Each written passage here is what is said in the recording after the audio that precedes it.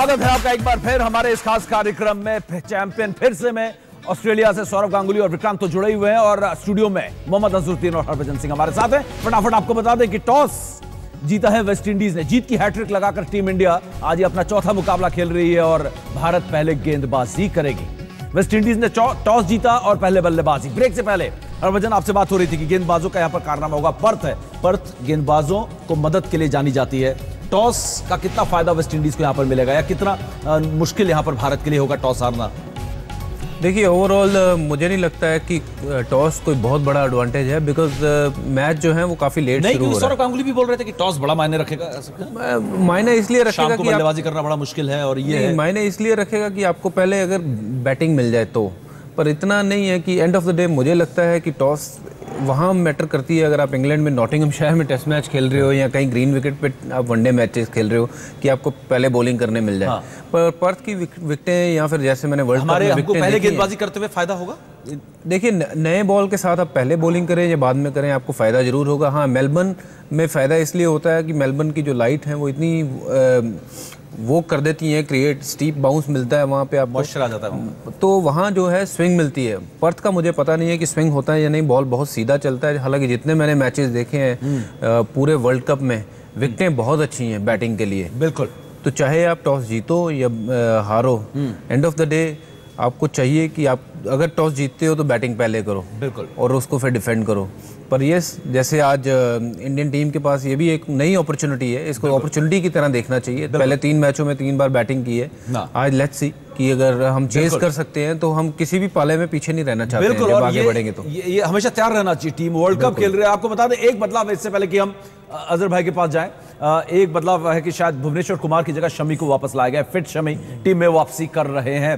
फिलहाल अजहर भाई, आपकी प्रतिक्रिया इसमें? टॉस हार के पहले गेंदबाजी करना, हमारे गेंदबाज पहले गेंदबाजी करते हुए फायदा उठा सकते हैं कंडीशंस का, क्योंकि डे एंड नाइट मैच है, दोपहर है, पर्थ की गर्मी है, पिच को देखते हुए क्या गेंदबाज इसका फायदा बिल्कुल उठा सकते हैं? क्योंकि देखिए फ्रेश विकेट है, इतना मैं समझता हूँ जैसा कि इतना ज्यादा पर्थ में बॉल उतना स्विंग होता नहीं, खाली बाउंस ही होता है। हाँ। तो मैं समझता हूँ कि अगर ये लोग अच्छा अगर बॉलिंग करेंगे तो हम पता चल जाएगा। हमने जो तीनों दो इंपॉर्टेंट जो मैचेस जीते थे वो पहले बाद में बॉलिंग करके जीते थे। तो मैं जैसा कि भज्जी ने कहा कि अपने को एक अच्छी अपॉर्चुनिटी है कि हम अगर वेस्ट इंडीज अगर बड़ा स्कोर करती है तो हम कितने पानी में स्टेज करते हुए वो भी मालूम हो सकता है। क्योंकि जब बड़े मैचेस जाने से पहले आपको मैं समझता हूँ ये टॉस में समझता हूँ ये बहुत ब्लेसिंग इन डिस्गाइज जैसा आप बोलेंगे। मतलब वेस्ट इंडीज़ के पास दूसरा कोई चारा भी नहीं था कि उन्होंने टॉस जीते और वो करें। तो मैं समझता हूँ ये बहुत अच्छा हुआ भारत के लिए, और अगर अच्छी बॉलिंग करें, जल्द से जल्द आउट करें तो ये बहुत फायदेमंद है। बिल्कुल। टारगेट के बारे में पूछेंगे कि क्या टारगेट इंडिया यहाँ पर चेस करना चाहेगी। फटाफट आपको टीम दिखाता है। टीम क्या है?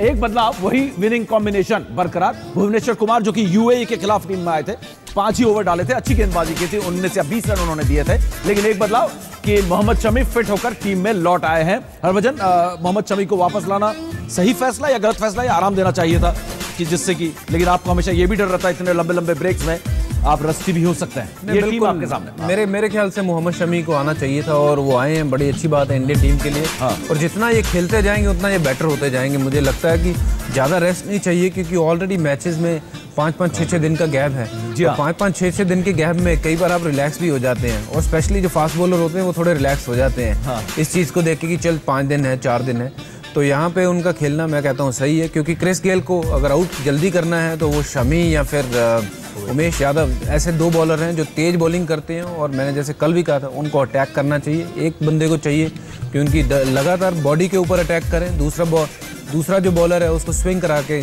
आउट करने को देखना चाहिए। तो I think Mohammed Shami is one of that guy की जो क्रिस गेल को जल्दी आउट कर सकता है। बिल्कुल। चलिए फटाफट दादा के पास चलते हैं। दादा, सवाल यह है कि पर्थ की पिच को आप किस तरीके से रीड करते हैं? क्या आप पिच किस देख क्या समझ में आता है आपको? देखिए, बाउंस से एडजस्ट होना जरूरी है, बाकी तो ज्यादा कुछ ध्यान में रखने की जरूरत नहीं है, ज्यादा प्रीएम्प्ट करने की जरूरत नहीं है। ये अच्छा पिच है, इसमें रन बनते हैं। अगर ऑस्ट्रेलियन बल्लेबाजों को आप पूछेंगे वो कहेंगे कि यार पर्थ पे बड़े स्कोर होते हैं। परसों ऑस्ट्रेलिया ने 400 रन, परसों या कल ऑस्ट्रेलिया ने 400 रन बनाए अफगानिस्तान के सामने। तो इस पिच पे सेट हो जाओ तो बड़े रन भी बनते। लेकिन तेज गेंदबाजों के लिए यहाँ पे पेस होगा, बाउंस होगा, और बैट्समैन को थोड़ा सा उस तेजी और बाउंस से यूज टू होना पड़ेगा। जी जी जी जी। अजहर भाई, कितना चेस करना चाहेंगे एक बल्लेबाज के तौर पर? 301 मेंटल वो होता है, प्रेशर आता है आपका दिमागी तौर पर। आप कितना टारगेट ये सोचेंगे कि मैं 250 में आज रेस्ट्रिक्ट करूंगा, रोकूंगा वेस्ट इंडीज को, या 300 में रोक दूंगा?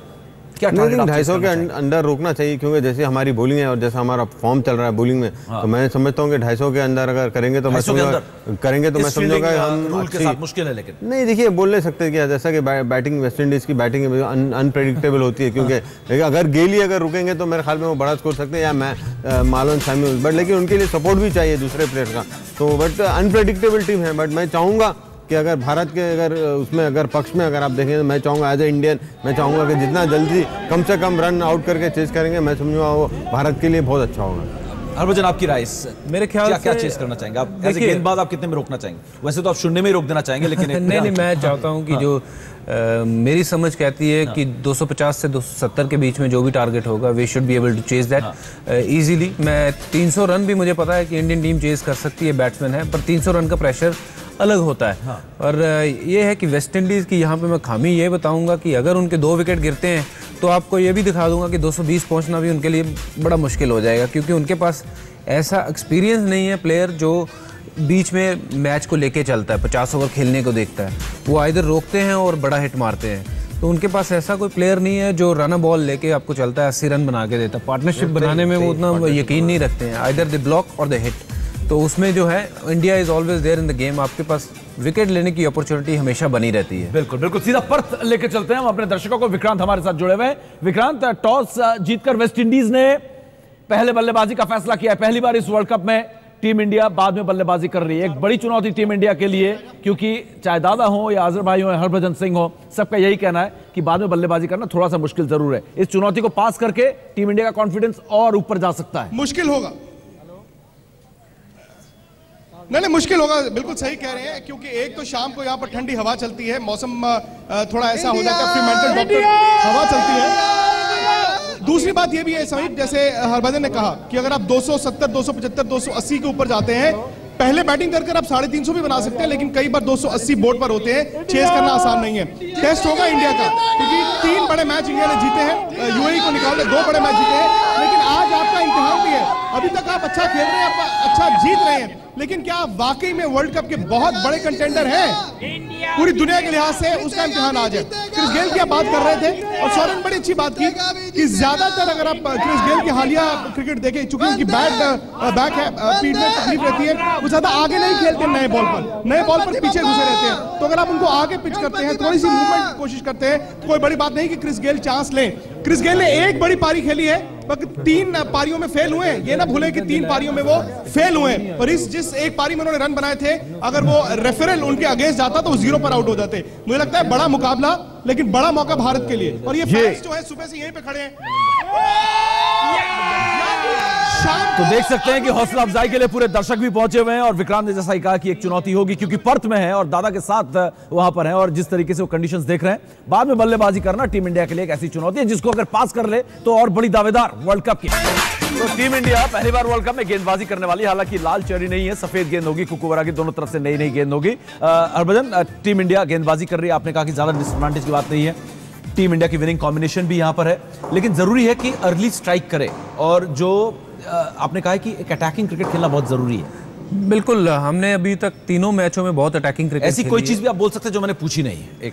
मैं ये कहना जरूर चाहूंगा कि क्रिस गेल को आपने सबने बहुत बड़ा हुआ बनाया हुआ है। बिल्कुल, क्रिस गेल इतने बड़े हुए हैं नहीं है, उनकी अगर आप बाकी बचे हुए मैचेस कमजोर टीमों से कि पूल टॉप करे, और ये आखिरी एक अच्छी टीम है जिसको टीम इंडिया ने हराना है। मैं समझता हूँ आराम से पूल टॉप तो कर लेगी भारत की टीम। मैंने समझता हूँ कि आज इनको इतना मुश्किल होगा, जैसा मैंने कहा कि त्योहार का दिन है, तो आज मेरे ख्याल में हम वेस्ट इंडीज को हमारी जीत से उनको रंग कर देंगे। अरे क्या बात है, होली के रंग में रंग देंगे और जीत के रंग में टीम इंडिया भी रंगी रहेगी। फिलहाल अजहर भाई और हरभजन, आपका बहुत बहुत शुक्रिया। अब मिलेंगे इनिंग्स ब्रेक में, जैसे ही आज टीम इंडिया की बल्लेबाजी खत्म होगी, सारे हाईलाइट्स